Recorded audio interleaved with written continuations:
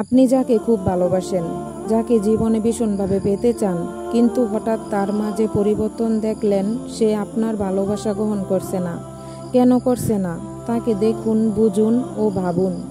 যদি সে আল্লাহর ভয়ে আপনাকে ছেড়ে দেয়, তাহলে তাকে ছেড়ে দিন, সুযোগ করে দিন। সে দিনের পথে ফিরতে চায়।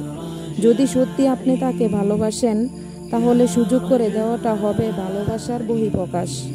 আপনার এই ত্যাগের বিনিময়ে আল্লাহ হয়তো তাকে দিবেন, নয়তো উত্তম কাউকে দেবেন। বিশ্বাস করুন, আল্লাহ তাআলা প্রতিটা সৎ কাজের প্রতিদান বেশি দিয়ে থাকেন।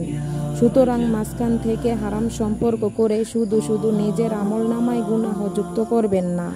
ধৈর্য ধরুন, আল্লাহ সুবহানাহু ওয়া তাআলার উপর আপনাকে উত্তম প্রতিদান দেবে, যেটা হবে তা আপনার কল্পনার থেকেও অনেক বেশি। বিশ্বাস রাখুন এক আল্লাহর উপর, তিনি যে একজন নিখুঁত পরিকল্পনাবিদ, যা অনুমান করার ক্ষমতা আমি আপনি রাখি না।